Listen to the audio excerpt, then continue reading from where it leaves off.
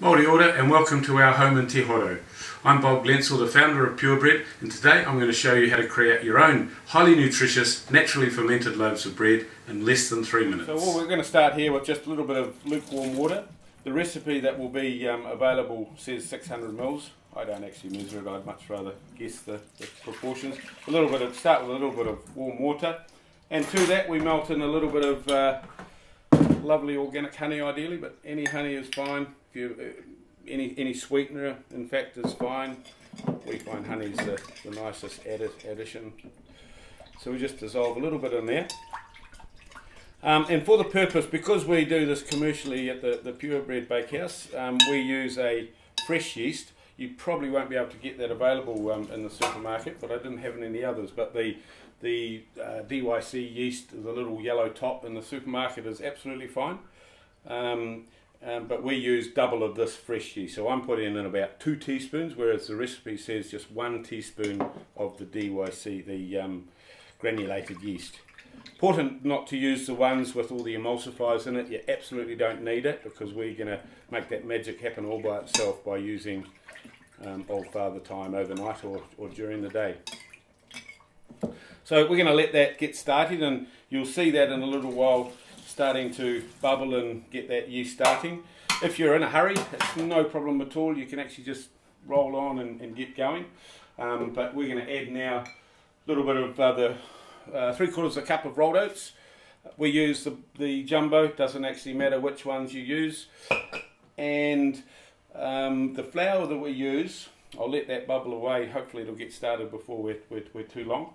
The flour we use is certainly an organic one, and very good reasons for that. I think the last healthy diet test showed that there was 23 pesticides in wheat flours, and I think grain growing generally.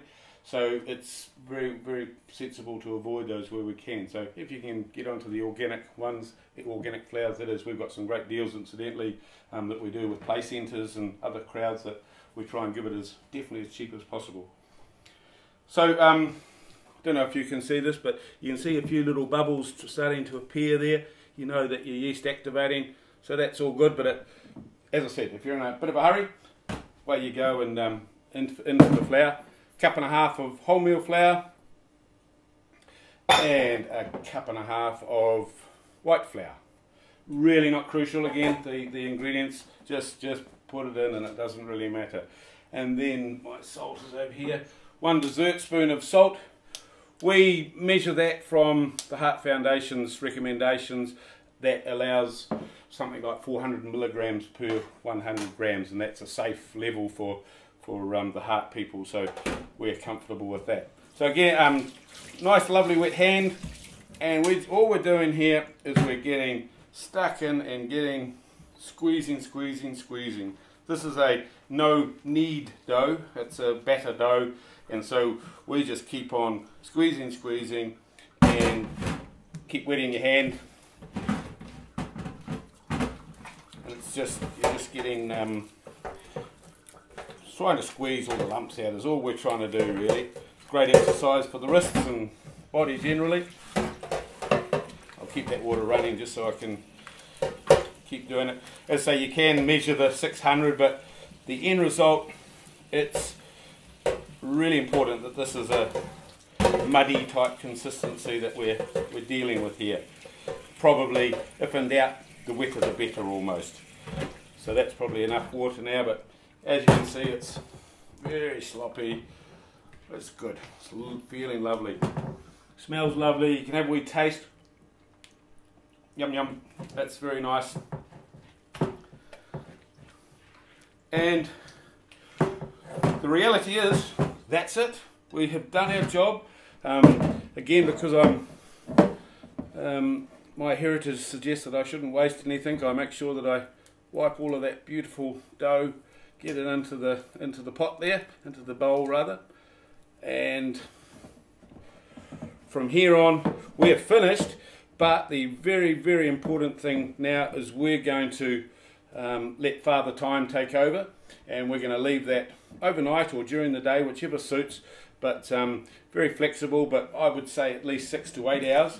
12 is fine, no problem at all. And what's a literally going to happen is we're going to allow the natural enzymes to get going, and literally it breaks down the complex carbohydrates, so it's much easier for our tummies to digest. So we're going to leave that to rise now, cover it with a tea towel, leave it on the bench, put it in the hot water cupboard, whichever you'd like, and we'll see you soon to do the next part of it.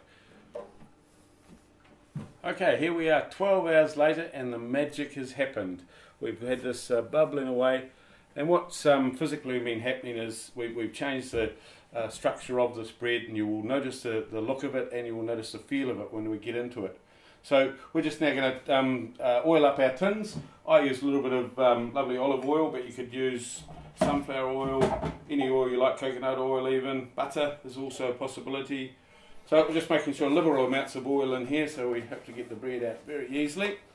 And we take this restructured bread, and wet hands is a great key. Just keep your hands wet, and I'm just going to fold in around about a dessert spoon of this lovely olive oil, as per the mixing. It really doesn't matter how much the amounts aren't very critical. This what does this? I'm folding in here. Just fold in that oil, and that'll make a lovely glossy texture on the bread when it comes out. If you start to get sticky, just wet your hands again. Quite easy just to do that. But that's all folded in, and so now simple enough to just wet hands again, and we're just going to plop that into the tin. And as you can see, it's a lot different to what it was when we mixed it. And it goes. Doesn't really matter. Ideally, we wanted the tins about half full, because we will be making it try and double in size. Wasting nothing here.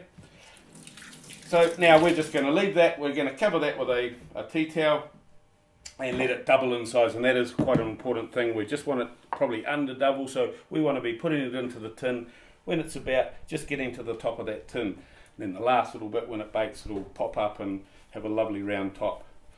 So we'll leave that and we'll pop it in the oven soon. Yeah, here we are again 1 hour later, or round about 1 hour later, and our bread that we put in earlier has just about doubled in size. So that's the perfect time to get it in the oven. So we're going to take it over there now, hot oven, 180 degrees, and get it in there.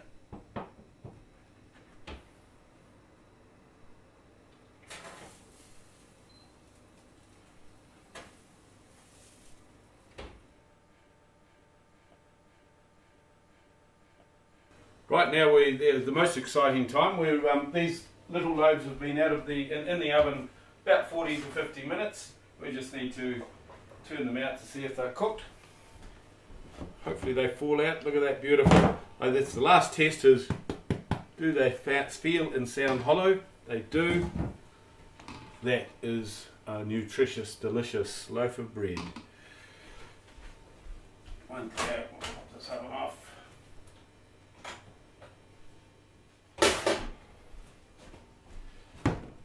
Beautiful. Okay, for those of you who don't have lovely old bread tins like that, and I'd highly recommend that you invest in a couple of bread tins because they do get conditioned.